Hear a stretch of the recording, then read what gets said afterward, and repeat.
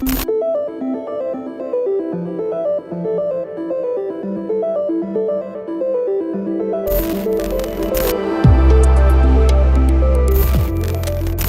m'appelle Mathias Brugman, je suis photographe. Ça fait une quinzaine d'années que je travaille dans des endroits un peu compliqués. J'ai commencé en Irak, j'ai passé pas mal de temps en Somalie et là je viens d'achever un travail sur la Syrie.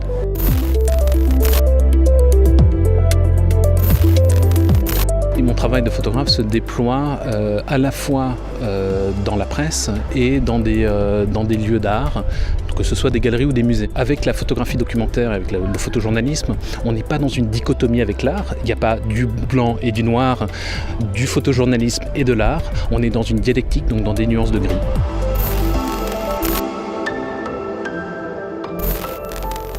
J'ai commencé très jeune à faire des piges pour une agence qui s'appelle Sipa Press. Il y avait une très très grande générosité de Gökçin Sipayoglu qui était le fondateur. Donc ado, j'ai commencé à faire des piges pour Sipa. J'étais horriblement mauvais et donc j'ai été faire une école de photographie qui s'appelle l'école de photo de Vevey, où il y avait un programme donc qu'on appelait de la formation supérieure, où il y avait une semaine sur deux un workshop avec un grand photographe. Il y a eu donc Helmut Newton, il y a eu Dwayne Michaels, il y a eu Don McCullin qui venait enseigner. Donc voilà comment j'ai appris la photographie.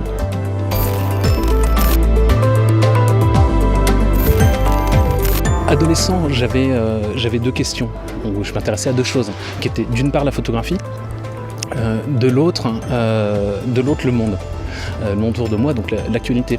Or, il se trouve que si on s'intéresse à la photographie documentaire, au photojournalisme, l'espace où les enjeux sont les plus saillants, c'est la photographie de conflit.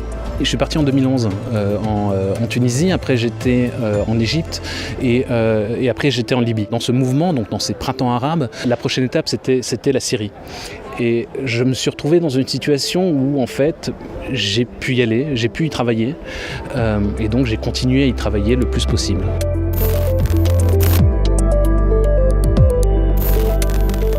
Le prix Élysée est un prix qui va très vite. L'annonce des nominés se fait en juin. Dans notre cas, en septembre, il a fallu rendre quelque chose. C'était septembre-octobre. Il fallait rendre une ébauche, un début de maquette du travail.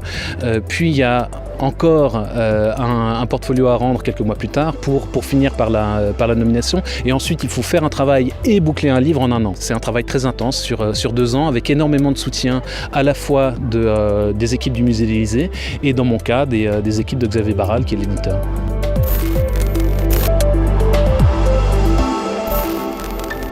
La bourse m'a d'abord permis de partir en Irak où j'étais passé du temps dans la bataille de Shirkat, qui a été le dernier verrou avant l'attaque sur Mossoul.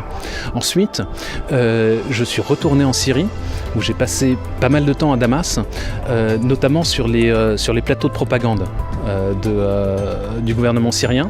Et enfin, je suis retourné plus brièvement en Irak pour le début de la bataille d'Al-Qaïm qui a été ou qui devait être la dernière bataille contre l'État islamique.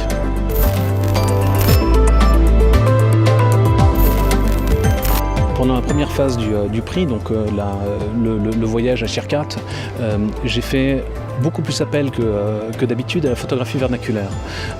Le projet que j'ai présenté alternait des images vernaculaires et mes images. J'ai été demandé aux combattants avec qui je passais du temps de bien vouloir me donner leur image préférée sur leur téléphone portable et de m'expliquer pourquoi c'était leur image préférée. J'ai ensuite mélangé ces images-là aux miennes pour montrer qu'à mon sens, il n'y a pas vraiment de différence de hiérarchie entre la photographie vernaculaire et une photographie d'art.